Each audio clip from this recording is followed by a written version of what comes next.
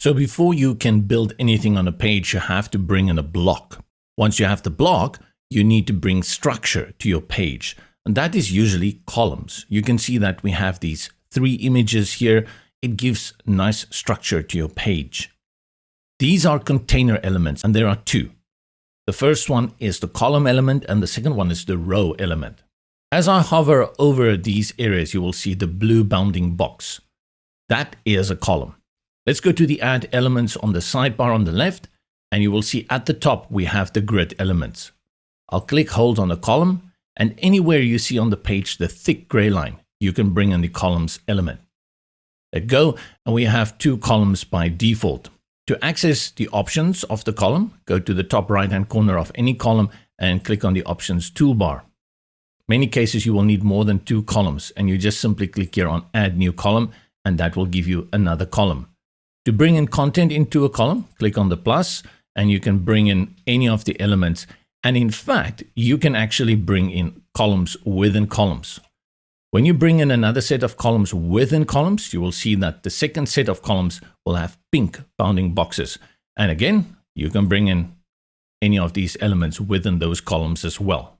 If you have created a column like this with the contents and you want to duplicate it, go to the settings and select duplicate, and that will give you a second column with the exact same content. You can create up to 6 columns in a row. After that, you will need to remove any if you want to bring in more columns. You can move columns by simply going to the options toolbar and use the arrow keys to move them left or right to the position you need them. To delete, again, options toolbar, select delete. Alternatively, you just right click on a column and select delete. Add a background to a column, such as an image, a video, or even a map, and you can apply filters. And in many cases, you will want to add a color to the background of the column. You can add a border as well as shadow, and then you have hover settings as well. Link a column like you would link a button by having it linked to a URL with an open a new tab option, as well as make it no follow, or you can link it to any of the other blocks on your page. This will create a thumbnail view of the other blocks, and you simply select it. When a user clicks on that column, it will take them to that block on the page. Also add a pop-up, or you can add a downloadable file. From the settings, you will see that you have control over each column's width in a percentage of the width of the entire canvas. If I reduce this one, you can see how the column stretches. Actually, on the page, any column you hover over, you will see these blue handlebars. You can simply click, hold, and drag on them also if you quickly want to make a few changes to your page. But if you want that control, just go again to the settings and type in the width that you want in percentage. Height is automatically set to auto. On custom, you have control over it in pixels. And then space the content to center, bottom, or scattered. The normal styling and effects options apply, like padding, margins, and corners are also very popular feature that you can apply to your columns. A really cool feature of the columns in the builder is its responsiveness. When we go to tablet, you will see that the columns still appear next to each other.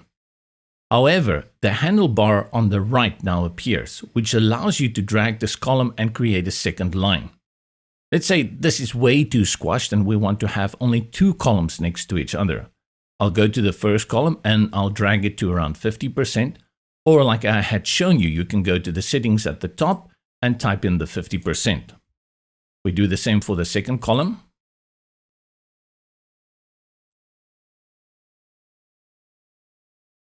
And then these 2, I will just drag them to give us around 50%.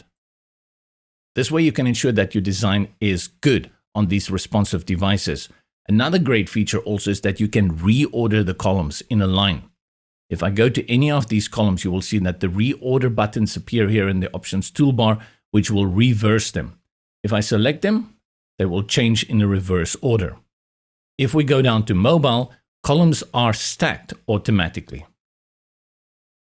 Usually for mobile, you need more space. But if you have a design where you still need the 2 columns to be next to each other, like these 2 red ones where we have the icon and the button, you have the same option again of dragging them to the dimensions you need and bring them in line next to each other.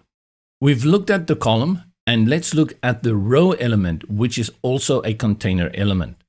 Go to Add Elements, click and hold on the row and bring it in.